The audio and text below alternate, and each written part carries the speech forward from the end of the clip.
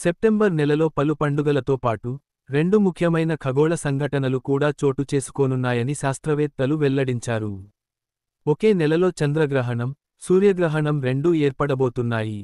ఏ రోజు, ఏ సమయంలో భారతదేశంలో కనబడుతాయో, సూతక కాలం ఎంతవరకు ఉంటుందో అనే అంశాలను పరిశీలిద్దాం. మొదటిది సంపూర్ణ చంద్రగ్రహణం.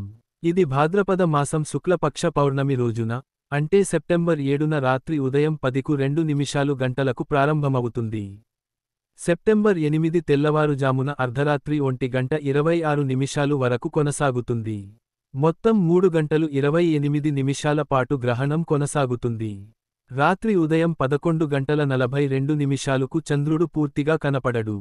ఈ సంపూర్ణ చంద్రగ్రహణం భారతదేశంలో కనబడనుంది. కనుక సూతక కాలం వర్తిస్తుంది. ఈ సమయంలో మంత్రాలు జపించడం, దానధర్మాలు చేయడం శుభఫలితాలు ఇస్తాయని జ్యోతిష్య పండితులు సూచిస్తున్నారు. తరువాత పాక్షిక సూర్యగ్రహణం వస్తుంది.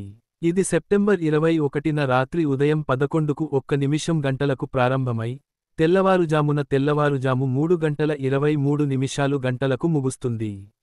ఈ సూర్యగ్రహణం ఆస్ట్రేలియా, అంటార్కిటికా, పసిఫిక్ మహాసముద్రం, అట్లాంటిక్ వంటి ప్రాంతాల్లో మాత్రమే కనిపిస్తుంది. భారతదేశంలో ఇది కనిపించదు. కాబట్టి ఈ గ్రహణానికి సూతక కాలం వర్తించదు.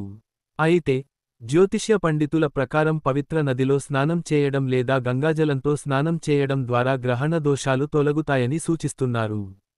సెప్టెంబర్ నెలలో జరగనున్న ఈ రెండు గ్రహణాలు శాస్త్రవేత్తలతో పాటు జ్యోతిష్యపరంగానూ విశేష ప్రాధాన్యతను సంతరించుకున్నాయి.